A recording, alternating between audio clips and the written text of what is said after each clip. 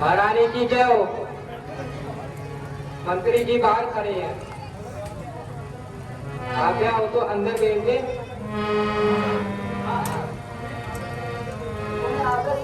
अंदर बैठे जैसी आज्ञा।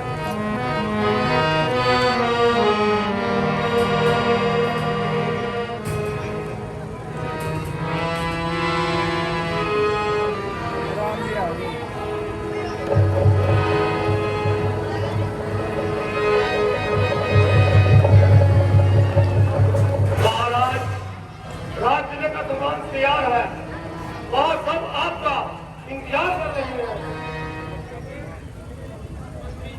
मंत्री जी, महाराज राज्य का प्रबंध करने में लगे हुए, इसलिए कारीगर क्यों नहीं करते? इस कारण कभी अभी आग लगी है, इसलिए आप रामचंद्र को यहाँ भेज दीजिए। क्या आज महाराज अपनी जवाब से कुछ नहीं बोलेंगे? नहीं, क्योंकि सारी रात जागृति की तबीयत ठीक है महारानी, मैं अभी राम जी को लेकर आता हूँ।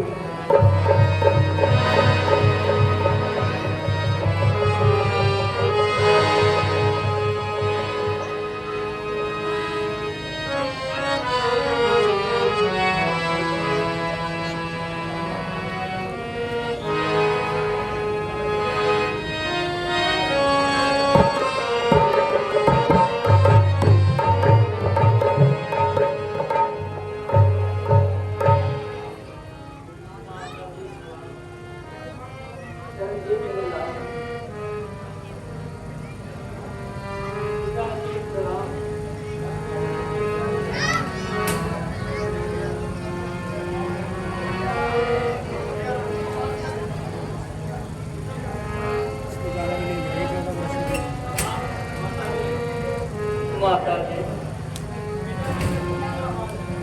पिताजी का क्यों बुरा हाल है?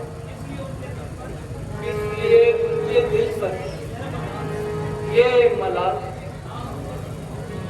ना तो कुछ बोलते और ना ही हाथ बोलते।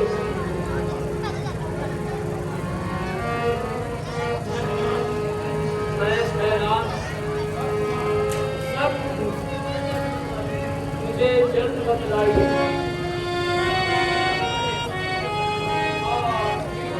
कोई खेत ना सिखाइए, क्यों मछली की तरह तड़प रहे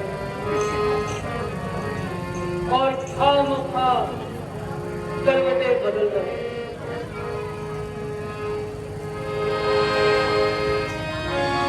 देखो देखो माँ, देखो उनकी आंखों से अश्रु धारा बह रही है। माँ, जल्दी बतलाओ माँ, क्या कारण? क्या मुझसे कोई अपराध हो गया? नहीं बेटा, ऐसी कोई बात नहीं। महाराज जी तुम्हारे साथ कोई नाराजगी नहीं। छोटी सी बात के लिए इतना व्याकुल हो रहे हैं।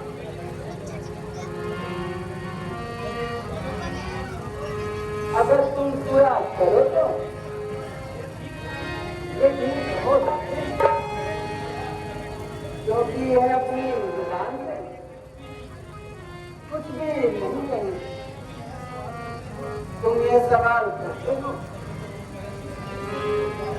किस दुख ने इन्हें दबाया, इसका कारण बतलाने को मैंने तुम्हें बुलाया। तुम जानते हो मुझे तुमसे किस कदर मोहब्बत करते हो। खुशी गम का कारण जो इनकी बुरी हालत। अगर तुम मानो तो मैं तुमसे कहूँ बेटा, माता जी, मुझे आज अपनी किस्मत पर इतनी शर्म आती है कि मेरी माँ भी शक फरमाती है। मैं तो पिताजी की खातिर समुद्र में कूद सकता हूँ, आपके अंदर मैं जल सकता हूँ, केवल इतना ही। आपकी आज्ञा से महान सिर ना फिराओ माँ, जब तक जान में जान है। इसलिए जल्दी घबराइए माँ, और कोई भेद न छुपाए। बेटा, सोकर देने का इनका बच्चों से वादा था, तो घर मैंने आज मांग लिए, उसी समय से इनका यही हाल। माता जी, जल्द बताइए, ऐसे कौन से वर हैं जो पिताजी को व्याकुल कर रहे हैं? फिर आपने ये भी कहा है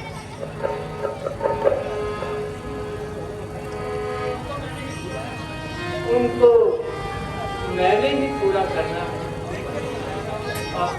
अब पहेली ना बुझाए माँ, और जल्दी बताए,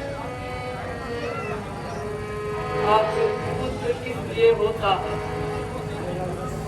पुत्र होता है जहां में आजमाने के लिए, पुत्र होता है जहां में सेवा कमाने के लिए, पुत्र होता है जहां में शोभा बढ़ाने के लिए, पुत्र होता है जमाने गम मिटाने के लिए। शाबाश बेटा, मुझे तुमसे यही उम्मीद है। अब तो उन घरों के बारे में सुनो जो मैंने महाराज से मांगे थे। इनके लिए महाराज इतने उदास हो गए। मांगा है यह राज, वर्ष तो हो जाए और 14 वर्ष का वनवास तुम्हें मिल जाए। यह सुनकर महाराज बेहोश हो गए। इतना रखें पास तुम्हारे, अगर अपना फर्ज समझते हो तो अपनी आज्ञा पूरी कर दो।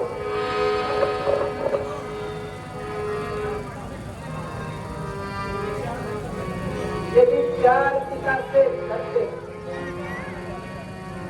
तो उनका संकट हर लो।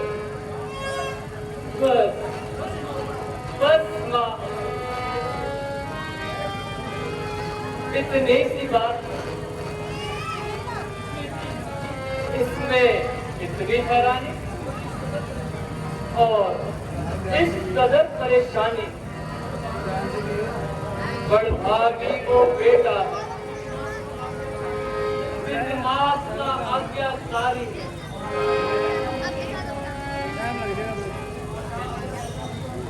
माता, अगर ऐसा हुक्म मेरा तो जिंदगी सफल हमारी है। हम इतने बड़े हुए, लेकिन अफसोस सदा यही रहा। हम माता और पिता के किसी काम ना आ सके। ये आज सुनहरा मौका है, जो आज्ञा हमको दे है आज हमारा अहोभाग्य, जो सेवा हमसे लेती माता। आखिर फर्ज भी तुम्हारा है। सोचो तो माँ, उसमें उसमें और मुझ में कोई फर्क नहीं। मैं अपने पिताजी का दुख मिटाऊंगा और खुशी खुशी बन जाऊंगा माँ, खुशी खुशी बन जाऊंगा।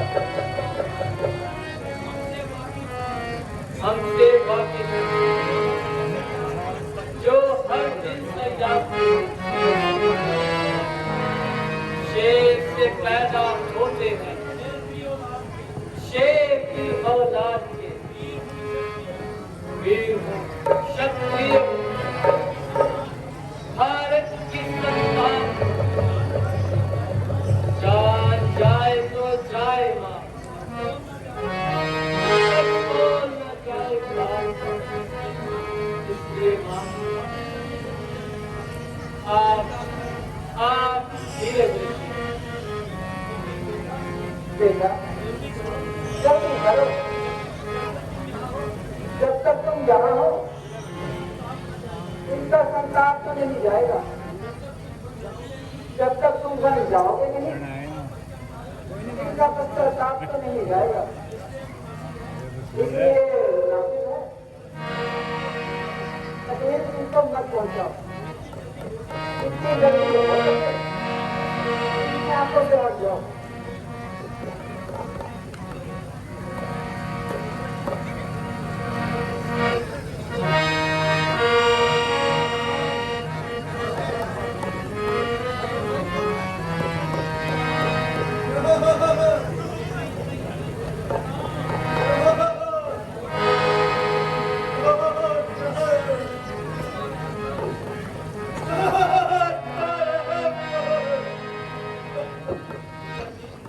पिताजी,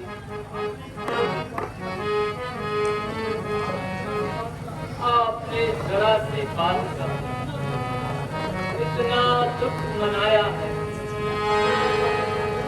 मैं आज्ञा का पालन ना करूं, ये आपने क्यों जाना? कब नहीं अरसाद माना राम ने का बंदा खड़ा है आपके सामने। जाओ बेटा, तुम यहाँ से हट जाओ और पंचर्या से मिलकर कहीं वापस आ जाना, क्योंकि एक आज्ञा और भी है। मैं गेहूं में बनकर बुलाती हूँ, तुम यहीं से पहन कर जाना। अब जाओ और जल्दी जाओ,